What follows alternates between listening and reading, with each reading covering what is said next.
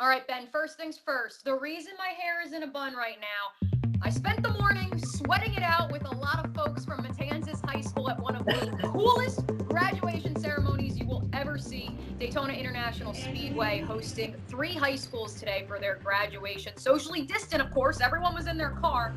Really an awesome display by Chip Wiley and the staff at Daytona. I fell asleep outside this weekend, so that my face matches my shirt. That's why. But let's talk ball. Let's move to what we're paid to do, and that's talk ball. You see Doug Marone behind me. I thought the comments he made this week were interesting. Obviously, they're in phase 1 of getting back to the Jags facility, and they've been preparing this team, what is a young team, Mia, to go back and get on the field and work together. And he thinks everything's going well, but it still seems like there's a concern that how is this going to translate on the field? Because over the last couple of years, nothing's really translated on the field yet. Especially when you have the youngest team in the NFL, Ben. Yeah. They did not have that the past few years when things weren't translating. I will say this, though. What Gardner Minshew told us in our Zoom chat with him earlier this week, the way that their video sharing works, he is actually able to call a play, and everyone else who is on the field is able to draw their position. Now, there is a big difference with running and drawing on a virtual whiteboard, but it does seem like they are getting somewhat of chemistry together a little bit. But here's some other odds, Ben, that do not favor the Jaguars. Currently, their odds for the Super Bowl last of the 32 NFL teams, projected wins at 4.9. You taking the over or the under on that? Give me the over, Mia. I think we got over 4.5 wins. They can finally get a full offseason prepared with him as the starter. I like what he does, even if the offensive line struggles. He's mobile. He's got a couple more weapons around him. I think over 4.5 is a hard take for me. With that said, though, Ben, the Vegas odds for the Jaguars to be selecting in the top 10 is at 85% chance that they would be selecting the top 10 of next year's draft. What's your take on that? Well, the Rams are going to be bad. So you know what I'm saying? They do have 2 picks, have you noted? The odds of one of the Jags or the Rams being bad enough for them to pick in the top 10 are very high. But here's what I will say about that over total and then picking within that first 10 picks. This Jags team is young, like you mentioned, maybe the youngest in the league.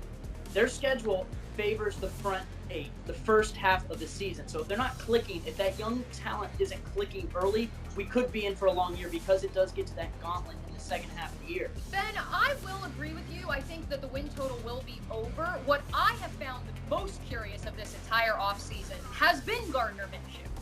He has really kind of taken a step back, even though his opening remarks in his presser the other day were very funny and very Gardner. Other than that, he was very quiet, very reserved. And mind you, these were his first public comments since the Super Bowl. He has been as locked in as possible. I am very curious what we're going to see out of him in those first 2 to 3 weeks, because I've never seen a man on a mission quite like what he's showing us right now.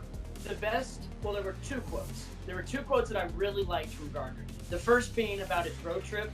If I'm just at home or if I'm anywhere else, I'm going to get right back to training as soon as the season ends, because that's just how I'm wired. But it's good to be able to step back a little bit and, kind of distance yourself from everything. I think it was good for him to kind of find himself, kind of lock in. And then the other quote that I really enjoyed was he was asked about what did it mean to you when they didn't go out and sign a Cam Newton, or they didn't go out and sign an Andy Dalton.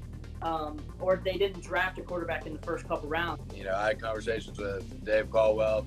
I told him, do what you think's best for this team. I believe that I'm going to give us the best chance to win no matter what. And I just got to prove that every day. And I just believe in that confidence, that work ethic, the mold and everything that people can rally behind Gardner should have people excited going into this 2020 season. I'm just worried, heaven forbid, that first half of the season they don't do that well. Is the guy going to be okay? Is he mentally going to be okay? I mean, he did. We forget. We talk about his Washington State career. We forget that at 2 seasons at Eastern Carolina, not only was he benched twice, but he also struggled as a starter. So it's not like he hasn't had struggles before. He's a pretty resilient kid. But I'll be curious to see what happens if the Jags struggle out of the gate with Gardner specifically. And he's got to learn a new playbook, which is nothing new to him. He said he learned 5 playbooks in 4 years of college, and he said, that doesn't even make sense. So that translation shouldn't be too difficult. He's a smart kid, as you and I have discussed, 42. on the Wonderlic test. He's going to be able to adapt, and I think he can help others adapt to the playbook around him. Switching gears a bit, Ben, of the NBA, NHL, and Major League Baseball, which do you see getting back on the field, court, ice first? I think the NBA, even though they were the first to kind of shut things down because of what we saw on the court with Donovan Mitchell and everything back in March, if they do decide to come to Orlando, which has been rumored to centralize everything, Florida is a state that will welcome them. I know the NHL decided not to come to Tampa or name Tampa as a location, but I think that's my bet. I think we can go ahead and cross off Major League Baseball. Yeah. Yes, I think that's of the argument. I agree. I think NBA first, NHL not far behind, and that is the saddest part of this argument, Ben.